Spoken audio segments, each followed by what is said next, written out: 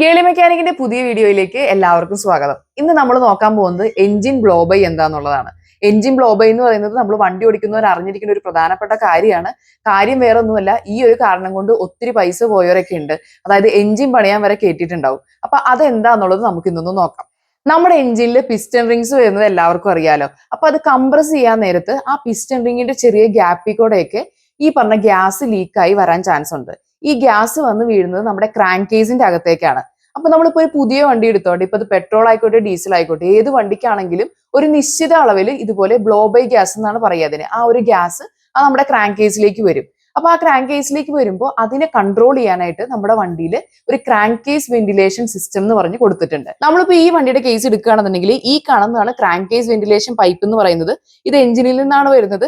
അത് അറ്റാച്ച് ചെയ്തേക്കുന്നത് കേട്ടോ നമ്മുടെ ടർബോയുടെ ഇൻടേക്കിലേക്കാണ്. എന്നിട്ട് ഇത് നേരെ പോകുന്നത് വീണ്ടും എഞ്ചിനിലേക്ക് തന്നെയാണ്. എഞ്ചിൻ അത് കൺസ്യൂം ചെയ്ത് നമ്മുടെ എക്സോസ്റ്റ് വഴി പുറത്തേക്ക് പോവുകയാണ് ചെയ്യുന്നത്. അപ്പൊ ഈ ക്രാങ്ക് കേസ് വെന്റിലേഷൻ പല ടൈപ്പിലാണ് വരുന്നത്. ഈ വണ്ടിയിലാണെങ്കിൽ നമുക്ക് ബാക്കിൽ ഒരു ഓയിൽ സെപ്പറേറ്റർ ഒക്കെ വരുന്നുണ്ട്. അതായത് ഒരു അരിപ്പ മോഡലൊക്കെയാണ് വരുന്നത്. പിന്നെ ഡയഫ്രം ടൈപ്പും വരുന്നുണ്ട്, പിന്നെ സ്പ്രിംഗ് ലോഡർ ടൈപ്പും വരുന്നുണ്ട്. അപ്പൊ അതിന്റെയൊക്കെ ഇപ്പൊ നമ്മുടെ നാട്ടിൽ മെയിൻ ആയിട്ട് ഇതിനെ പറയുന്നത് PCV വാൽവ് എന്നാണ് കേട്ടോ. അപ്പൊ അതിനകത്തൊരു ബ്ലോക്ക് വന്നു കഴിഞ്ഞാൽ നമ്മുടെ ക്രാങ്ക് കേസിന്റെ അകത്ത് പ്രഷർ കൂടും. അങ്ങനെ പ്രഷർ കൂടി കഴിയുമ്പോൾ നമ്മുടെ ഈ ഓയിൽ സീലുകളിൽ കൂടെയൊക്കെ ഈ ഗ്യാസ് പുറത്തേക്ക് തള്ളാനായിട്ട് നോക്കും. അപ്പൊ അതുവഴി തന്നെ നമുക്ക് ചില സമയത്ത് കാണാം നമ്മുടെ വണ്ടിയിലൊക്കെ അവിടെ ഇവിടെയൊക്കെ ഓയിലും കൂടെ ലീക്കായി കിടക്കുന്നത്. ആ ഒരു ഗ്യാസ് പുറത്തേക്ക് തള്ളുന്നതിന്റെ ഇതായിട്ട് ഒരു ചെറിയൊരു ഓയിൽ സ്പ്രെഡിങ്സ് ഒക്കെ നമുക്ക് കാണാനായിട്ട് പറ്റും.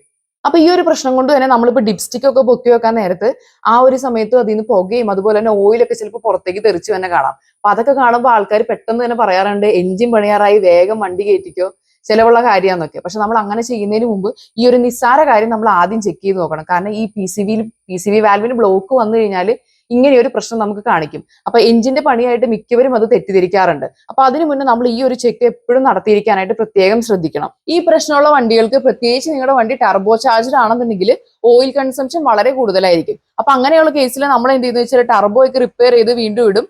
പക്ഷെ എന്നാലും നമ്മുടെ ഈ ഒരു പ്രശ്നം മാറുകയില്ല, ഓയിൽ കൺസംഷൻ അങ്ങനെ തന്നെ നിൽക്കുകയും ചെയ്യും. അപ്പൊ അങ്ങനെയുള്ള അവസരത്തിൽ നമ്മൾ എപ്പോഴും ചെക്ക് ചെയ്യേണ്ടത് നമ്മുടെ PCV വാൽവ് ബ്ലോക്ക് ആണോ അല്ലെങ്കിൽ ക്രാങ്ക് കേസിൽ പ്രഷർ കൂടുന്നുണ്ടോ എന്നുള്ള കാര്യമാണ്. അപ്പൊ ഈ ഒരു ചെറിയ കാര്യം നമ്മൾ എപ്പോഴും ഓർത്തു വെക്കുന്നത് നല്ലതായിരിക്കും. ഇതുവഴിയുള്ള അനാവശ്യ ചെലവുകൾ നമുക്ക് ഒഴിവാക്കാനായിട്ട് പറ്റും. അപ്പൊ ഇന്നത്തെ വീഡിയോ ഇഷ്ടമായെന്ന് വിശ്വസിക്കുന്നു. ഇഷ്ടപ്പെട്ടെങ്കിൽ ലൈക്ക് ചെയ്യുക, ഷെയർ ചെയ്യുക. അതുപോലെ തന്നെ ചാനൽ സബ്സ്ക്രൈബ് ചെയ്തിട്ടില്ലെങ്കിൽ സബ്സ്ക്രൈബും കൂടെ ചെയ്യുക.